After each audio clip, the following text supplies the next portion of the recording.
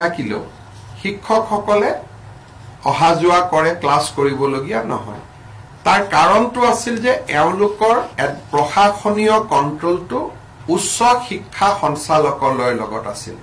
সেইকাৰণে তেওঁলোকক ট্ৰান্সফাৰ কৰিব পৰা নগৈছিল আজিৰ পৰা আমি সংস্কৃত টোল আৰু পালি টোলৰ প্ৰশাসনীয় ডিপাৰ্টমেন্ট ডাইৰেক্টৰ অফ হায়াৰ এডুকেশ্যনৰ পৰিৱৰ্তে আমি ডাইৰেক্টৰেট অফ সেকেন্ডাৰী এডুকেশ্যনলৈকে আমি বদলি কৰিলো আপোনালোকে জানে যে যোৱা কিছুদিনৰ পৰা আমাৰ কংগ্ৰেছ দলৰ সভাপতি ভূপেন বৰা দলৰ নেতা ৰকিবুল হুছেইন ডাঙৰীয়াই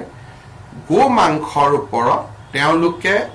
অস্বস্তি প্ৰকাশ কৰিছে বিভিন্ন স্থানত আৰু যেন তেওঁলোকেও গো মাংসৰ প্ৰচলন নিবিচাৰে তেনেকুৱা এটা ধাৰণা এটা ৰাইজৰ সন্মুখত তেখেতসকলে দিছে ভূপেন বৰা ডাঙৰীয়া আৰু ৰকিবুল হুছেইন ডাঙৰীয়াৰ যিখিনি ষ্টেটমেন্ট আজি আমাৰ কেবিনেটত তাক পুংখানুপুংখভাৱে আমি বিশ্লেষণ কৰো আৰু আমি দেখা পাওঁ যে আমাৰ যিখন গো মাংস নিবাৰণী আমি আইন কৰিছিলো সেই আইনখন যথেষ্ট শক্তিশালী কিন্তু তাত এটা প্ৰভিজন নাছিলে যে কমিউনিটি ফেষ্টিভেলত যে গো মাংস আমি খাব পাৰো নে নাই আৰু হোটেল ৰেষ্টুৰেণ্টত আমি গো মাংস খাব পাৰো নে নাই আজি আমাৰ কেবিনেটত এটা সিদ্ধান্ত হল যে অসমৰ কোনো হোটেল আৰু ৰেষ্টুৰেণ্টত গো মাংস পৰিবেশন কৰা নহব আৰু বিভিন্ন ধৰণৰ যি সামাজিক ফাংচন হয় কোনোবাই ধৰ্মীয় সভা পাতিলে কিবা পাতিলে যিবিলাক সামাজিক সভা হয় সেই সামাজিক সভাটো গো মাংস খাব পৰা নহব যেটো এটা অভিযোগ আছিল যে কোনোবাই গো মাংস দি দিলে তাৰমানে পাব্লিকলি খালে এতিয়াৰ পৰা public consumption of beef has been totally prohibited from today so in no restaurant in no hotels and in no public places beef can be served so eto amar jikhon act asile সেই actত এখিনি আমি নতুন provision লগাম আৰু মই ভাবো যে এই provisionে বা এই ব্যৱস্থাই আমাৰ যেটো অৰিজিনালি যে আমি অসমত ক্যাটল prohibition কৰিব খুজো সেই ব্যৱস্থাকো টনকিয়াল কৰিব আৰু ৰকিবুল হুছেইন আৰু ভূপেন বৰাই যিখিনি বিচাৰি আছিল ডাইৰেক্টলি ইনডাইৰেক্টলি হেখিনিটো অলপ আগবাঢ়ি যাব গতিকে আমি আশা কৰিম যে এই ব্যৱস্থা কংগ্ৰেছ দলে আমাক সমৰ্থন কৰিব তাক আমি আশা কৰিছো বা তেওঁলোকে সমৰ্থন কৰক নকৰক that is their political সিদ্ধান্ত but today our cabinet has decided to prohibit consumption of beef in public places including hotel and restaurant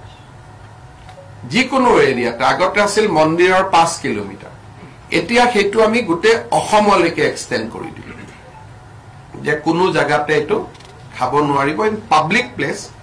hotel আৰু ৰেষ্টুৰেণ্ট এইখিনি আজি আমি prohibit কৰাৰ কাৰণে সিদ্ধান্ত গ্ৰহণ কৰিলো ফাইনালি বহুতে মোক খুধে স্যাৰ কেবিনেট এক্সপানশন কেতিয়া হ'ব অহা 7 তাৰিখে দিনৰ 12 বজাত অসম মন্ত্ৰী সভাৰ এটা ক্ষুদ্ৰ সম্প্ৰসাৰণ কৰা হ'ব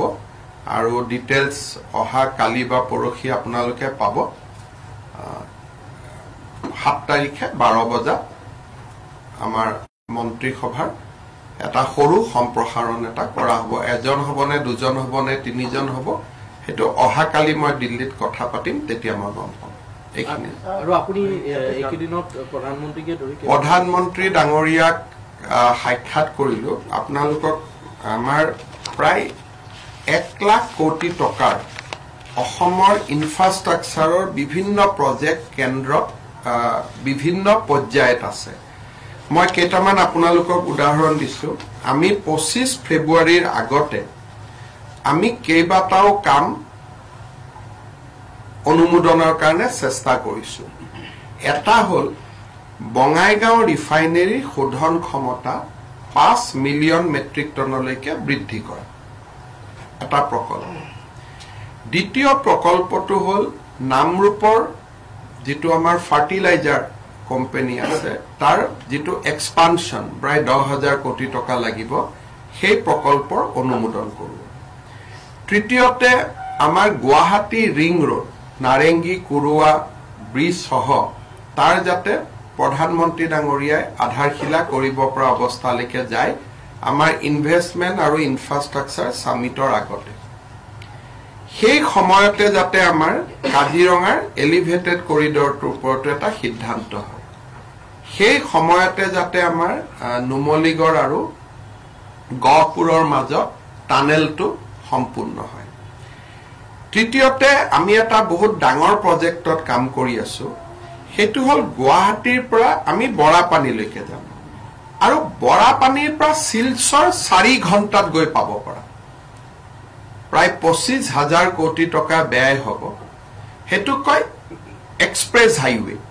অৰ্থাৎ প্ৰথম আপুনি যাব বৰাপানীৰ পৰা সিধাই গৈ আপুনি শিলচৰ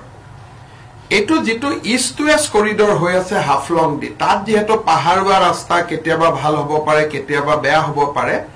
তাৰ কাৰণে এটা বহুত ডাঙৰ প্ৰজেক্ট চিন্তা কৰা হৈছে যে ৰাতিপুৱা আপুনি শিলচৰত গৈ গধূলি যাতে ঘূৰি আহিব পাৰে তেনেকুৱা এটা প্ৰকল্প চিন্তা কৰি তাৰ বিষয়ে আমি প্ৰধানমন্ত্ৰী ডাঙৰীয়াক এটা নিবেদন কৰা হৈছে যে আপুনি এটো কনসিডাৰ কৰক তেতিয়া আমাৰ খুব ফাস্ট হ'ব 1.5 ঘণ্টা বৰাপানী গৈ আৰু নেক্সট 3.5 ঘণ্টাত আপুনি ৰবি কোনটো জায়গাত গৈ পাম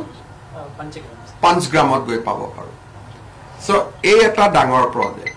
সেকেন্ড হল মৰিগাঁৱৰ পৰা দৰং সংযোগী ব্ৰহ্মপুত্ৰৰ ওপৰত আৰু এখন দলং নাৰেঙ্গী কুৰুৱাৰ লগতে আৰু এখন দলং সো এনেকে বহুত কেটা প্ৰজেক্ট আমি ভাৰত চৰকাৰৰ লগত কথা পাতি আছো এইবোৰটো এনে সপোন লাগে কিন্তু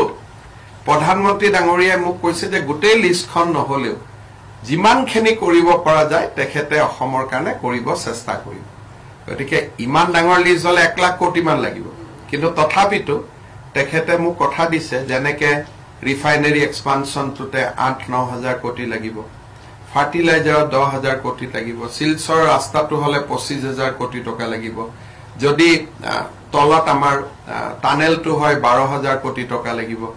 গুৱাহাটী ৰিং ৰোডত 8,000 কোটি এলিভেটেড কৰিডৰটো হলে 8,000 কোটি তাৰমানে গোটেইবোৰ মিলিলে শিলচৰ ৰাস্তাটোত অকলে 25,000 crores গতিকে এবিলাক একোটা বহুত ডাঙৰ কথা কিন্তু প্ৰধানমন্ত্ৰী ডাঙৰীয়াই আশ্বাস দিছে যে গোটেই লিষ্টখন নহলেও 25 ফেব্ৰুৱাৰীলৈকে তেওঁ অসমক যিমান পাৰে ভাল খবৰ দিবৰ কাৰণে চেষ্টা কৰিব তাৰ লগত আমাৰ গুৱাহাটীৰ দুই পাৰে জাগিৰোড আৰু পলাশবাৰী এই গোটেই প্ৰকল্পখিনিক লৈ গুৱাহাটীক সামৰি দুখন স্যাটেলাইট সিটিৰো কথা চলি আছে তাতো প্ৰায় 10,000 কোটি টকাৰ বিনিয়োগৰ কথা আছে গতিকে বিভিন্ন ধৰণৰ আঁচনি আমি 25 ফেব্ৰুৱাৰীৰ ভিতৰত অসমৰ কাৰণে ভাল খবৰ যিমান পাৰো লব খুজিছো ৰেলৰ ওপৰতো এটা ডাঙৰ প্ৰজেক্ট আছে যে গুৱাহাটীৰ পৰা ডাইৰেক্ট ভুটানলৈকে গেলেফুলৈকে এটা ডেডিকেটেড ৰেল লাইন সো গতিকে বহুত বিলাক সপোন লৈ এবাৰ আমি দিল্লীত আহিছিলো আৰু সকলো মন্ত্ৰীয়ে খুব পজিটিভলি ৰেসপন্স কৰিছে ডিপাৰ্টমেন্টে কৰিছে আৰু বহুত বিলাক কামৰ চৰ্চা হৈছে গতিকে মই ভাবো যে 25 ফেব্ৰুৱাৰীলৈকে আমি এটা এক্সাইটিং টাইম এটা অসমৰ কাৰণে বহু বিলাক কাম আমি 25 ফেব্ৰুৱাৰী সামিটলৈকে কৰিব পাৰিম বুলি মই আশা কৰিছো অখিল গগৈ এটা কথা কৈছিল আপুনি এই বিলাক কামত আৰু অখিল গগৈ আৰু ওপৰত আপুনি 25,000 কোটি টকা ৰাস্তা টানেল এলিভেটেড কৰিডৰ ইয়াৰ লগত অখিল গগৈ খাপ খায় নেকি কিন্তু তেওঁ এটা প্ৰশ্ন মই কলো না আপোনালোকৰ কাৰণে অখিল গগৈটো ডাঙৰ মানুহ মোৰ কাৰণে টানেল ডাঙৰ কথা ৰিফাইনাৰী এক্সপানশন ডাঙৰ কথা গতিকে এটো গোটেই আপুনি এটো প্ৰশ্ন সুধি যে এতিয়া আপোনাক গালি পাৰিব মানুহ যে এই খাপ নোখোৱা কথা কৰপা কৈ দিলে স্যাৰ মন্ত্ৰীসভা সম্পৰ্কৰ লগতে ৰাজ্যিক সভাপতিও কিবা ৰাজ্যিক সভাপতি নিয়ম মতে আমাৰ এজন সভাপতি দুবাৰ থাকিব পাৰে গতিকে ভৱেশ কলিতা ডাঙৰীয়াক দলে দ্বিতীয়বাৰ সভাপতিও নিৰ্বাচন কৰিব পাৰে বা পৰিৱৰ্তনো কৰিব পাৰে কিন্তু ইউজুৱেলি আজিলৈকে আমাৰ দলত যিমান প্ৰেসিডেন্ট হৈছে সকলো দ্বিতীয়বাৰলৈকে দুটা টাৰ্ম সকলোৱে পায় এটো নিয়ম নাড্ডাজিও দুটা টাৰ্ম লৈছে বা দলত গতিকে মই ভাবো যে এটো আমাৰ সংগঠন পৰ্ব পৰ্যায়ক্ৰমে হৈ আছে এই বিষয়ে জানুৱাৰীতহে আমি গম পাম আজি আমি গম নাপাম মন্ত্ৰীসভাত বৰাকৰ পৰা স্থান পাব পাৰে নেকি ডেফিনেটলি স্থান পাব বৰাকৰ এজনে পায় নে দুজনে পায় তাৰ কাৰণে এজনো আৰু নামনি এজনে পাব বুলি লাগে অসমখনটো এখনেই আৰু গতিকে অসমৰ পৰাই হ'ব কিন্তু তথাপিতো এতিয়া কেইজন হ'ব অহাকালি মই মহাৰাষ্ট্ৰত যাওঁতে তাতে মই নাড্ডাজী আৰু অমিত শ্বাহজীক লগ পাম তেতিয়া সেই অলপ 2 মিনিটতে বহি পেলাই অনুমোদনটো ল'ব লাগিব কিন্তু মোৰ ফালৰ পৰা মই চিঠিখন দি দিছো